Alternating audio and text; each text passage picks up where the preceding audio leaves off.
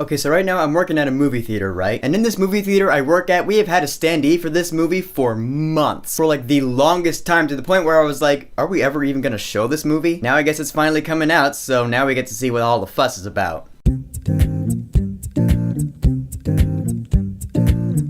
Free Fire. So Free Fire is a small film directed by Ben Wheatley, stars Brie Larson, Charlton Copley, Cillian Murphy, and a bunch of other people I don't know. Takes place in Boston during the 70s. Basically, one group of people is buying guns from another group of people. Supposed to be, one small smooth exchange, but turns out there's a little dispute between two people from these groups, and they get into a fight, and then that whole situation escalates into an all-out shit gunfight. And so that's what the movie is.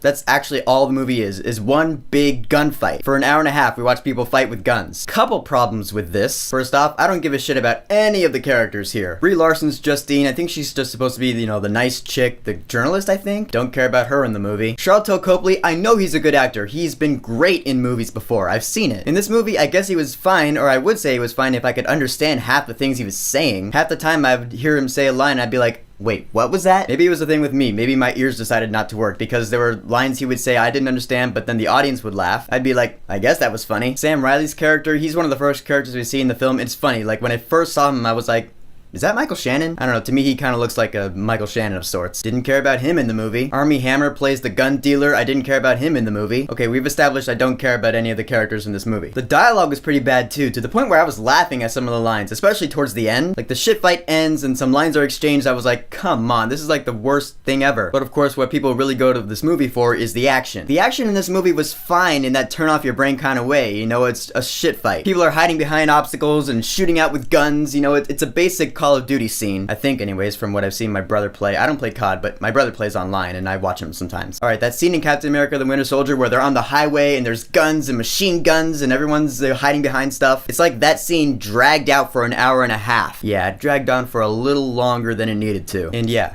it got really boring. It might have kept my interest if I cared about the characters, but we don't have that here. So yeah, we have people who I don't care about fighting with guns. I don't care who dies. I don't care who lives. And when I say it's turn off your brain, I mean, people get shot up and they're still alive after like half an hour. Yeah, it's unrealistic as hell. Unrealistic action and bad dialogue. I think we might have another Furious 7 on our hands. And for a while, I didn't think this movie was violent enough. I mean, this movie is rated R, right? People are getting shot in the leg and in the chest. There's a little bit of blood here and there, but again, it's the Game of Thrones fan in me wanting more. But then towards the end of the film, I was like, oh, there's the violence I was looking for. Alright, cool. The soundtrack in this film is, 70s classic rock. There's a John Denver recurring joke in there that I didn't really think was funny. I don't really see why this movie takes place in the 70s in Boston. Like, this movie could take place anywhere at any time. It's just a gunfight with people trying to kill each other. The fact that it takes place in the 70s here in Boston doesn't do anything for the story. It might as well take place in modern day in the middle of buttfuck nowhere. So Free Fire had no characters I cared about. The action was cool to an extent, but it dragged on for way too long. And that's pretty much the movie. There's not much else to say. I was gonna flat out just say don't go see this movie, but for some redeeming moments, I'm gonna bump it up to wait until you can watch this movie on Netflix. So Free Fire, have you seen it? What did you think about it? Whatever you think, go ahead and leave a comment. And